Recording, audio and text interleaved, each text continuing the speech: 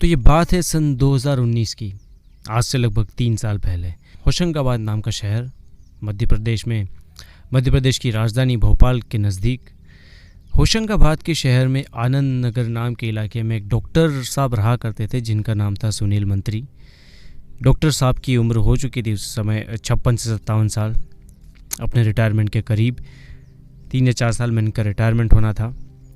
तो सुनील मंत्री जो डॉक्टर साहब थे उनकी पोस्टिंग थी श्यामा प्रसाद मुखर्जी हॉस्पिटल इटारसी में। यहाँ पर ये एक ऑर्थोपेडिक सर्जन थे, हड्डियों को जोड़ने का काम करते थे और साथ ही साथ इन्होंने फोरेंसिक की भी पढ़ाई की थी, तो ये पोस्टमार्टम के बारे में भी जानते थे। और इनकी काफ़ी आसपास के इलाके में एज ए अच्छे डॉक्टर लोग इनको जानते थे कि जो डॉक्टर है बड़ा इसके हाथ में शफा है। तो अब सुनील मंत्री के बारे में अगर बताएं तो इनके 2 बच्चे हैं, दोनों मुंबई में रहते हैं और इनकी एक बीवी थी जिसकी जो मौत है वो सन 2018 में हो चुकी थी। अब इसकी जो बीवी थी जिसका नाम सुषमा था, तो डॉक्टर साहब की पत्नी सुषमा अपने ही घर के नीचे बुटीक का काम चलाती थी ताकि टाइम पास हो जाए, 2-4 कस्टमर आएँ, उनसे गुफ्तगू होती रहे और इस तरह से सब कुछ ठीक चल रहा था। अब 2018 में जब सुषमा जी की डेथ हो गई तब डॉक्टर साहब अकेले रह गए। अब डॉक्टर साहब के यहाँ एक औरत काम करने के लिए आती थी, एक नौकरानी जिसका नाम था रानी। अभी जो रानी नाम की जो नौकरानी थी इसका एक हस्बैंड था 30 साल का वीरेंद्र। वीरेंद्र के बारे में अगर बताएं तो वीरेंद्र छोटा मोटा काम करता, कभी कहीं ड्राइवरी कर ली, कभी कहीं मजदूरी कर ली और इस तरह से उसका गुजारा चलता था। लेकिन वो देखता है कि उसकी जो बीवी है रानी, उसके पास अब ज्वेलरी आने लगी है, पहनने के लिए अच्छे अच्छे कपड़े और उस तरह की आसाइशें उसको मिल रही है जो कि वीरेंद्र कभी उसको दे नहीं सकता था। तो वीरेंद्र को यहाँ पर शक होता है कि डॉक्टर साहब की जो कि पत्नी मर चुकी है और वीरेंद्र की जो पत्नी है रानी वो उसके यहाँ काम करने जाती है। तो यहाँ पर वीरेंद्र को शक होता है अपनी बीवी पर कि उसका और डॉक्टर साहब का कुछ न कुछ चल रहा है, कोई अवैध संबंध चल रहा है, कोई नापाक रिश्ता इन दोनों के बीच पनप रहा है। तो वीरेंद्र कई बार रानी को इस चीज़ के लिए परेशान करता, इस चीज़ के लिए उसको टॉर्चर करता और कई बार वो डॉक्टर साहब के लिए भी मुसीबत का सबब बनता।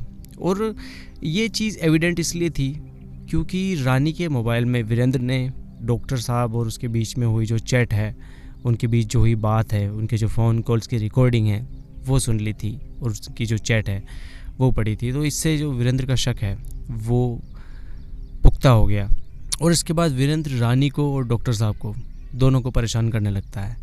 कई बार वो डॉक्टर साहब को धमकी देता है कि मैं तुम दोनों की जो बात है दुनिया के सामने उजागर कर दूंगा, पूरी दुनिया को पता चलेगा, तुम्हारे मुंह पे दुनिया थूकेगी और इस तरह के सारे उलाने वो डॉक्टर साहब को देता गया। अब होता यूँ है कि डॉक्टर जो थे सुनील मंत्री वो वीरेंद्र की इन चीज़ों से तंग आ गए। वीरेंद्र पैसों की फरमाइश करता, डॉक्टर साहब उसको पैसे देते, लेकिन जब पैसे ख़त्म हो जाते तो वीरेंद्र फिर से वहीं उसी चीज़ पर आ जाता और वो फिर से डॉक्टर को टॉर्चर करने लगता मेंटली। तो डॉक्टर वीरेंद्र इस चीज़ से काफ़ी नाराज़ हुए कि उसको पैसे देने के बावजूद भी वो इस बात को दबाने की बिल्कुल फिराक में नहीं है। तो डॉक्टर सुनील मंत्री ये प्लान बनाता है कि वो वीरेंद्र को अपने हिसाब से ठिकाने लगाएगा और जहाँ इसकी शिकायत उसको पुलिस से करनी चाहिए, कानून का सहारा लेना चाहिए, वो इस चीज़ को अपने हाथ में लेगा और इस केस को अपने लेवल पर ही निपटाएगा। तो अब होता क्या है कि चूंकि डॉक्टर साहब जो थे वो खुद एक फोरेंसिक एक्सपर्ट थे, तो उनको पता ही था कि बॉडी को काटने के लिए कौन से चाकू, कौन सी चीज़ें यूज़ की जाती है। तो अब डॉक्टर साहब यहाँ पर प्लान बनाते कि वो वीरेंद्र को भी उन्हीं चाकू से, उसी तरह के चाकू से काटेंगे, मारेंगे, फिर काटेंगे, फिर उसकी लाश को ठिकाने लगा देंगे। तो अब यहाँ पर डॉक्टर साहब जो है वो 2 दिन तक बाज़ार से तेज़ाब की 1-1 लीटर वाली कई बोतलें ख़रीदते हैं एसिड की, उसके अलावा लोहे की 4 आरियाँ भी ख़रीदते हैं और वीरेंद्र को ठिकाने लगाने के लिए यहाँ पर ये ज़रूरी था कि वीरेंद्र को डॉक्टर साहब के पास लाया जाए, तभी उसके साथ कुछ किया जा सकता है। तो डॉक्टर साहब यहाँ पर वीरेंद्र को ऑफ़र देते हैं कि क्यों ना वीरेंद्र उनकी गाड़ी का ड्राइवर बन जाए। उनको अच्छी खासी पगार भी देगा डॉक्टर, और वीरेंद्र का खुद का घर भी चलेगा, थोड़े पैसे की आमदनी हो जाएगी, रोज़गार हो जाएगा, और डॉक्टर को भी सहारा मिल जाएगा। तो वीरेंद्र को ये बात जच जाती है। तो वीरेंद्र का डॉक्टर सुनील मंत्री के घर पे आना जाना शुरू हो जाता है, सारी चीज़ें नॉर्मल हो जाती है। वीरेंद्र को भी लगता है कि अब चीज़ें काफ़ी बैलेंस्ड हो चुकी है। लेकिन जो डॉक्टर साहब थे सुनील मंत्री, उनके दिमाग में कुछ और प्लान्स थे। सुनील मंत्री का जो प्लान था, जिसके लिए उन्होंने एसिड की बोतलें मंगवाई, जिसके लिए उन्होंने आरियाँ मंगवाई, वो प्लान अभी भी अपनी जगह बना हुआ था। तो एक दिन, अब चूँकि जो ये वीरेंद्र था 30 साल की उम्र जिसकी थी, इसको दांत में दर्द रहता था। तो ये आसपास कई जगह दिखा भी चुका था, लेकिन इसके दांत का जो दर्द है वो कहीं जा नहीं रहा था। तो अब ये बोलता है सुनील मंत्री को कि उसके दांत में दर्द है, और वो चाहता है कि उसके इस दर्द का इलाज डॉक्टर साहब करें, इसको देखें और पता करें कि कहाँ पर समस्या आ रही है। तो डॉक्टर साहब को लगता है कि ये काफ़ी अच्छा मौका है वीरेंद्र को अपने घर बुलाने का, और उससे अपने सारी ह्यूमिलिएशन का, जो भी उसने फसाद किया है, उसका बदला लेने का।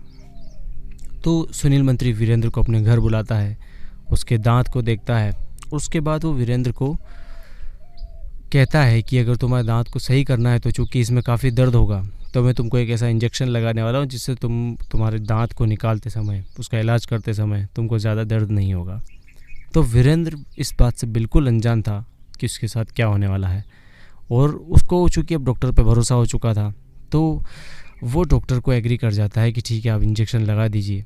और अब जो है डॉक्टर सुनील मंत्री उसको बेहोशी का इंजेक्शन लगाता है, और बेहोशी का इंजेक्शन लगाने के बाद जब वीरेंद्र बेहोश हो जाता है, तब डॉक्टर सुनील मंत्री जो आरी लाया था उससे उसकी गर्दन को धड़ से अलग कर देता है, और उस शरीर को तड़पते हुए देखता है। चूँकि वीरेंद्र सिर्फ बेहोश हुआ था, और बेहोशी में भी जब किसी इंसान की जान जाती है तो वो तड़पना ऑब्वियस है उसका। तो जब डॉक्टर साहब कंफर्म कर लेते हैं कि वीरेंद्र मर चुका है, उसके बाद वो उसके धड़ को और उसके सिर को अलग अलग हिस्सों में डीप फ्रीज़र में रख देते हैं। और अब सिलसिला शुरू होता है इस लाश को काटने का।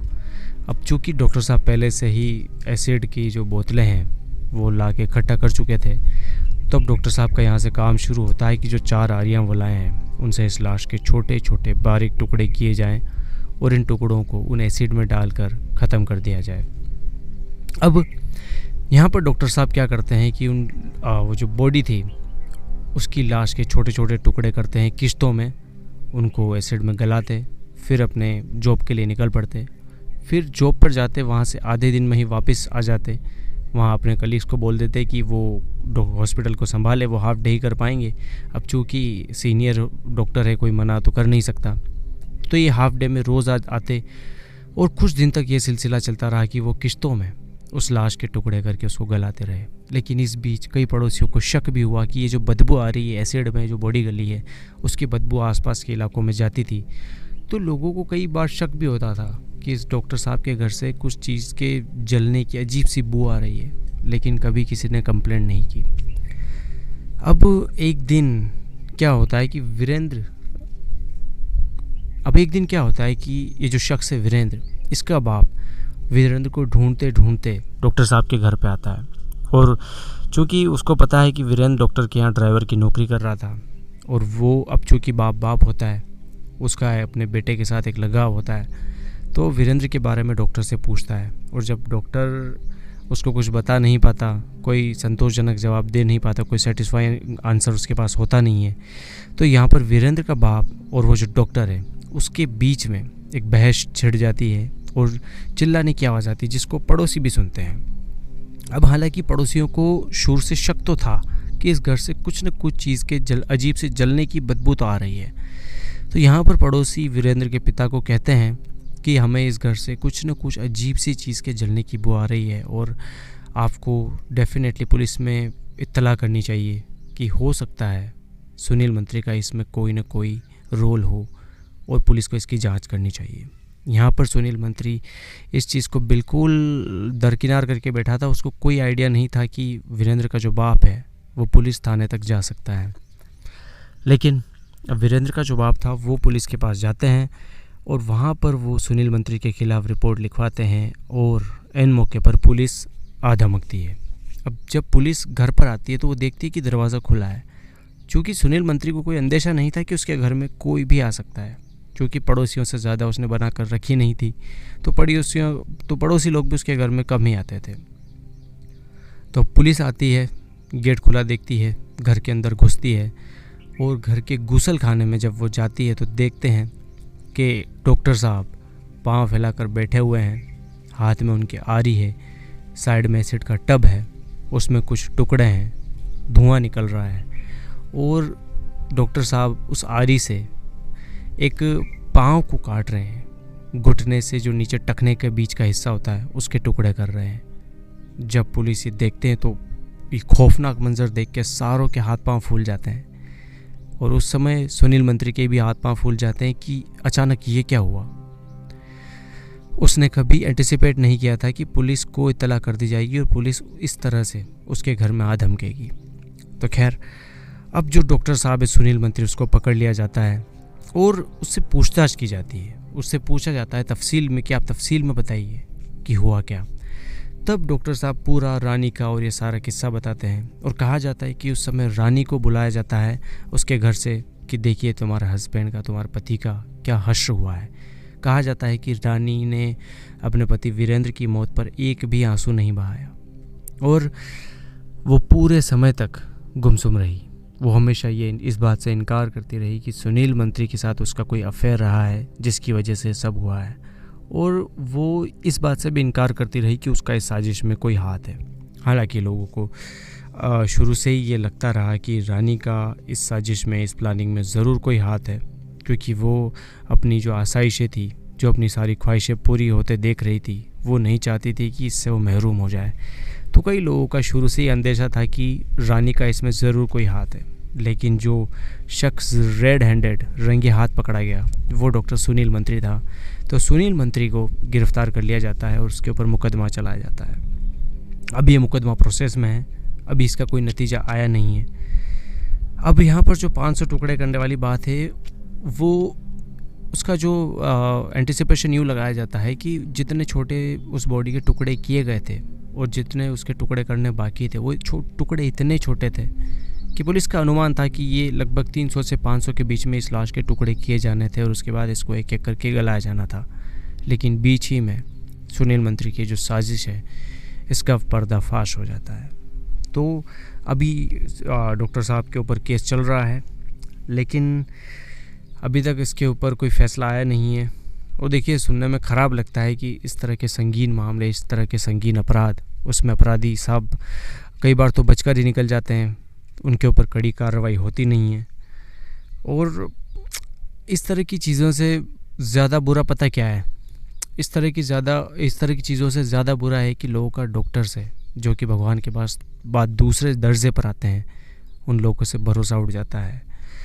अव्वल तो ये कि डॉक्टर को भगवान माना जाता है, और दूसरा ये कि डॉक्टर के अलावा लोगों के पास कोई रास्ता नहीं बचता जब उनको कोई बीमारी हो जाए। और इससे डॉक्टर के कई सारे केसेस आ चुके हैं जिनमें वो अपने ही मरीज़ों को मौत के घाट उतार देते हैं।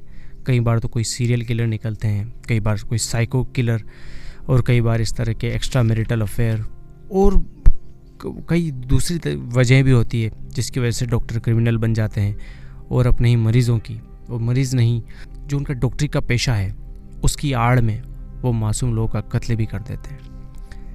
तो दोस्तों, ये थी आज की कहानी। मिलते हैं किसी नए दिन, नए एपिसोड में नई कहानी के साथ। तब तक के लिए इजाज़त दें। गुड बाय, शुक्रिया।